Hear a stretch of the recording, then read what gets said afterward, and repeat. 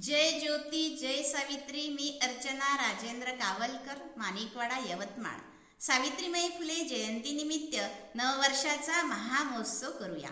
सावित्रीबाई फुले या स्त्री शिक्षणाच्या प्रणेत्या व समाजसेविका होत्या. शिक्षण, समानता, करुणा आणि निर्भयता या 4 मूल्यांवरील कृतीतून आपणास त्यांच्या सामाजिक कार्याचा वसा खऱ्या अर्थाने पुढे नेता येईल.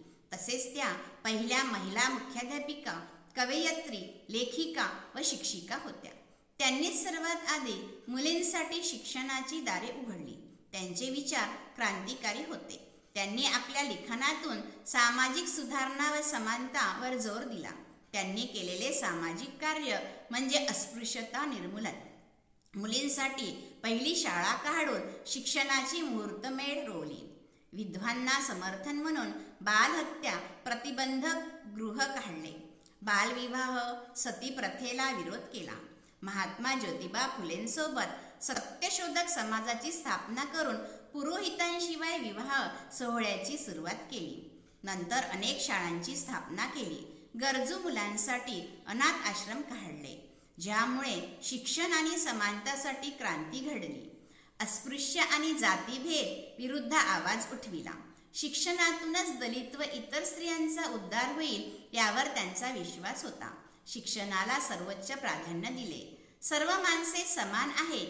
अंधश्रद्धा, भेदभाव न करता वैज्ञानिक दृष्टिकोन वाढवून गरजू, आजारी व अनाथ व्यक्तींना मदत करणे, चुकीच्या प्रथा व अन्यायाविरुद्ध आवाज उठवणे, असे सावित्रीबाईंचे विचार व लेखन आपण वाचणे व इतरांना सांगणे. सामाजिक माध्यमांचा सकारात्मक वापर करून जनजागृती करणे. त्यांनी शिक्षण, समानता आणि स्त्री-पुरुष समानतेसाठी आयुष्य समर्पित केले. आज त्यांच्या सामाजिक कार्याचा वसा चालवणे म्हणजे प्रत्येकाला शिक्षणाची संधी देणे, अन्यायाविरुद्ध आवाज उठवणे आणि समाजात समानतेची मूल्य जपणे होय.